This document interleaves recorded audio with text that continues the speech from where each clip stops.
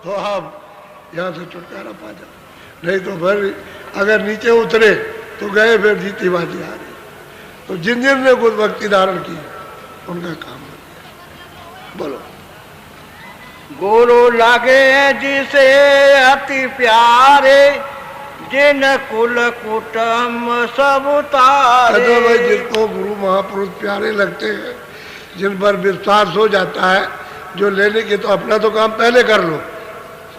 ये सब कुटुंब परिवार फिर आपके अंदर भी वो क्षमता हो शक्ति यानी प्राप्त हो जाती है, जिसको जाओ उसको पार कर दो। जब औरों को पार करते हो तो अपने कुटुंब को तो पार कर ही सकते हो। जब और जीवों को ले जाओ तो कुटुंब तो जाएगा ही। तो तीन कुटुंब, कुल कुटुंब सब तारे, सबको निकाले जाते हो, कहीं भी हो, 84 में हो, नरकों में, कहीं भी वहां से निकाल के ले आओ। और साधकों ने, प्रेमियों ने जब पहुंच गए तो निकाल लिया, दया हो गई।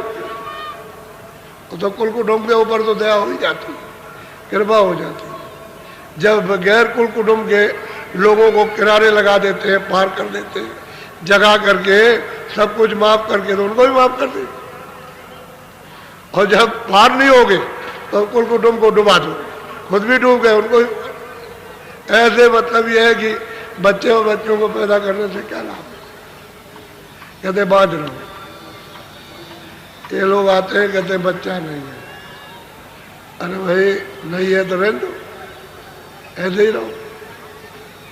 के लगे कि लोग ताने मारते हैं तो मुंह सूख जाता, मुरझा जाता। अरे भाई कितने बच्चे पैदा किए, अभी उनको रो रो कर उनको छोड़ करके आई, और फिर तुम बच्चे मांग रहे हो। और फिर जब बच्चे हो जाते हैं तो यहाँ फेंकते हो कि लीजिए इनको मार दीजिए, हमको नहीं चाहिए। फिर उनको फेंका बागी करते, और फिर कहते बच्चे, अरे तुम्हारे कितने जन्मों में बच्चे ही तो मिलते रहे, और तुम बच्चे बनते रहे, और तुमसे उन्होंने प्यार किया, तुमने किया, और ना उनका भला हुआ ना तुम्हारा भला हुआ। तो फिर वही मांगते, कूड़ा कचड़ा मांगते हैं, कूड़ा कचड़ा। ये नहीं कहते हो कि मेरी जरूरत घर में पहुंचा दी जाए, जहाँ से आई वहाँ तो इस कूड़े कचरे से निकल जाए। नहीं तो पहले भी रोया, भी रो रहे हो, न मिलने पर दोनों तरफ से रो रहे हो, नहीं मिला तो रो रहे हो, और मिल गया तो रो रहे हो। हाय अब कहाँ से खिलाए, अब रोजी चली गई, रोजगार चला गया, पैसा खत्म हो गया, बीमारी लग गई, ये लग गया, अब नहीं, अब रोते हो, क्या किया जाए, ऐसे रो रहे हो, और जब नहीं तो रो रहे हो। अरे क्यों झगड़े में फंसते हो? अच्छा है कि निकल चलो, ये मौका फिर नहीं मिलेगा। तो बहुत प्यार से समझा रहे कि अगर खुद पार हो गया तो कुल कुटुंब को सबको पार कर दिया। अगर महापुरुषों से प्यार हो गया और उन्होंने सुरतों को ऊपर दया कर दी और यहाँ से निकाल दिया, पहुंचा दिया, तो उसे पार करने में क्या देर लगती? वो तो गुरु ही उसको पार कर देंगे, उसके पार करने की जरूरत नहीं है। और गुरु अगर चलेगा, पार हो गया तो कर देगा, उसमें कोई बात नहीं है। ये महापुरुषों ने काम किया है। बोलो। धन मात धन पिता मात उन जन के, जिन भक्ति करी। हाँ, वो महापुरुष है, उन माता पिता को कहते हैं धन धन। वो माता पिता कितने अच्छे हैं कि उन पुत्रों ने पुत्रियों ने महापुरुषों की भक्ति की और अपनी जीवात्मा को जगा करके घर में पहुंचाया। वो माता पिता धन है जिन्होंने बच्चों को पैदा किया। ऐसी कल्पना रखनी चाहिए कि मेरे बच्चे बच्चियां भक्ति धारण और किनसे मिले, महापुरुष। अभी क्या करते हो ना, क्या लगे वहां सत्संग में जा रहे कि नहीं जा सकता, तेरे पैर काट देंगे। अब स्त्री से कहते पैर काट देंगे, तो फिर स्त्री चिढ़ गई तो कहती तुम भी नहीं जा सकते, तो दोनों में झगड़ा हो गया, कलह हो गई। अरे भाई सत्संग में जा रहे हैं तो चलो भाई उसको चला जाने दो, वो लौट करके फिर आ जाएगी, और जरा सा तुम पीछे से चले आओ कि देखो ये कहाँ जा रही है, पीछे पीछे चले आओ तो देखो, तो तुम भी पीछे सुनो, पता लगा लो कहाँ पर, देखते रहो और पीछे तुम भी सुनो, तब तुम्हारी समझ में आ जाएगा ये सही जगह पर आती नहीं हो जाती।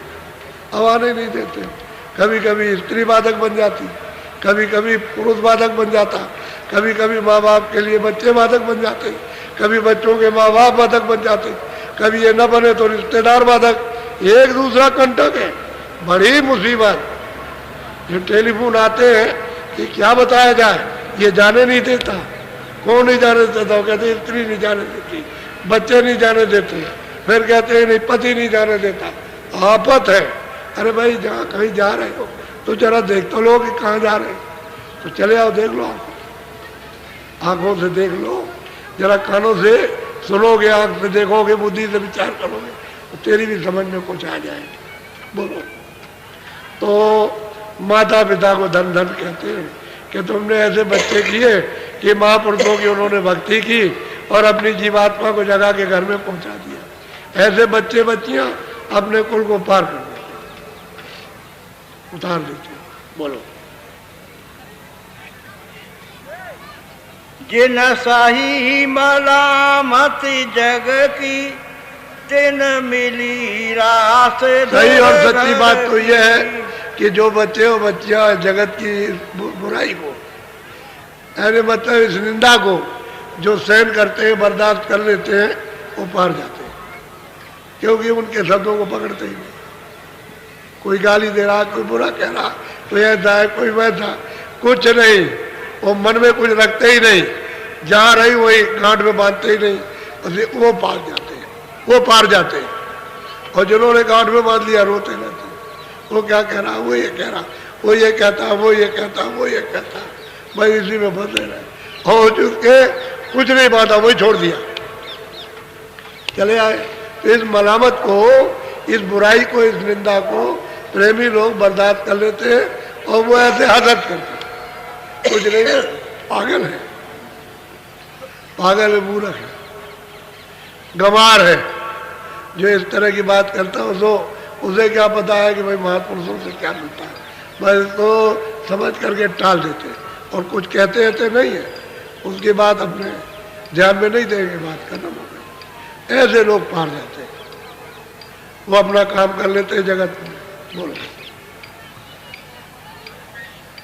जो कुल लाज जगत से डरे गुरु भक्ति से अब महापुरुष कहते हैं कि भाई कुल कुटुंबियों से जो कोई भी डरता है वो गुरु भक्ति नहीं कर सकता, गिर जाएगा, वो उस रास्ते पर नहीं चल सकता। न वो वचन का पालन करेगा, न वो सिमरन करेगा, न वो ध्यान करेगा, न वो भजन करेगा, कुल कुटुंब संसारी जो कहेगा उसको करेगा, तो गिर गया,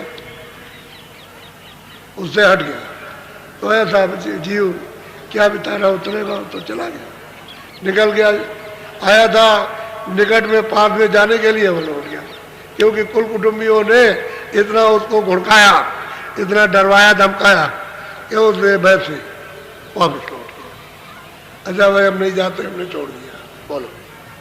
रण छोड़े कायर कहलाई सती फिरे भंगी घर जा। अरे भाई कहते हैं भाई अगर तुमने पति को, अगर अपने घर में जाने वाले को तुमने छोड़ दिया तो फिर मतलब ये फिर क्या है, फिर दर दर मारे मारे फिरोगे। जैसे किसी ने अपने पति को छोड़ दिया तो भंगी घर जाना, क्या उसकी इज्जत है, कुछ नहीं। ऐसे महापुरुष कहते हैं कि भक्ति करो, भक्ति कहते हैं आदेश का पालन, भक्ति कहते हैं भजन करो, भक्ति कहते हैं बुरा काम मत करो, भक्ति कहते हैं सबकी सेवा करो, भक्ति कहते हैं भाई संसार में मत फंसो, भक्ति कहते हैं शरीर तुम्हारा नहीं है, ये बाल बच्चे भी तुम्हारा नहीं है, इससे काम ले लो, काम कर दो, धन दौलत भी तुम्हारा, इससे काम ले लीजिए और फिर कुछ नहीं आता। इसी को समझदारी से सब काम करो, इसका नाम है भक्ति। और भजन मुख्य, असली भक्ति तो ये कि भजन करो, सूरत को नाम के साथ जोड़ना हुआ है भक्ति। ये सब उपदेश इसीलिए बताया जाता है कि भजन बैठ जाओ, दरवाजे पर बैठ जाओ, इधर बैठो इधर, और आवाज को सुनने लगो और चढ़ाई शुरू कर दो, ताकि तुम्हारी आँख भी खुल जाए, कान भी खुल जाए, देखने भी लगो, सुनने भी लगो, तभी तो राज खुलेगा। खजाना तो घाट पे भरा हुआ अमोलक, अब यह घाट को खोदने की तो जरूरत है, जगाने की जरूरत है, सफाई करने की। जगाने का मतलब साफ करना। कूड़ा कचरा साफ हो गया, घाट हो गया। पानी में भी मुंह दिखाई देगा तो घाट पर अपना मुंह दिखाई देता है। इतना शुद्ध और साफ निर्मल मन बुद्धि चित्त अंकर जीवात्मा सो जन मोह पावे। निर्मल हो जाओ प्राप्त। अरे तुम शुद्ध साफ अपने सिंहासन को करो, अपने हृदय को, तो मालिक तो वैसे बैठ जाएगा आकर। वो तो बैठने की जगह तलाश कर रहा, लेकिन तुम उसको गंदा रखते हो, कहाँ बैठे। सही सच्ची बात तो ये है। बोलो। मछली को जैसे जलधारा गुरुमुख को सत्य। कहते हैं मछली को तो भाई पानी चाहिए, पानी नहीं मिलेगा मछली तड़प के मर जाएगी। कहते हैं गुरुमुख है, गुरु आज्ञाकारी है, जो भजन करता है उसको तो गुरु चाहिए, उसको और कुछ नहीं चाहिए। और वो किसी को जानता भी नहीं, वो तो गुरु शब्द को जानता है, उसकी वो भक्ति करता है। उसके बगैर वो जिंदा नहीं रह सकता, वो तड़पता है। ये है गुरुभक्ति।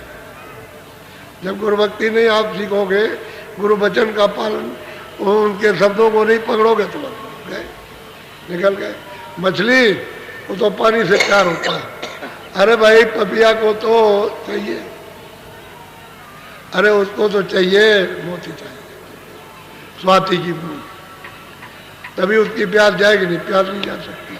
हम मोर को तो नाद चाहिए, अगर कहीं नाद होता हो तो चुप हो जाएगा। बादलों की गरज चाहिए, ऐसे ही मृग को चाहिए होता है। कोई बाजा बजाइए तो मृग चुप, अपनी गर्दन कैसे खड़ा करेगा और बस उसको सुनते सुनते सुनते सुनते ऐसे पैर कर लेगा और फिर टेक देगा जमीन में। तभी तो उसको मारते हैं आकर के, वो बाजा बजाता है।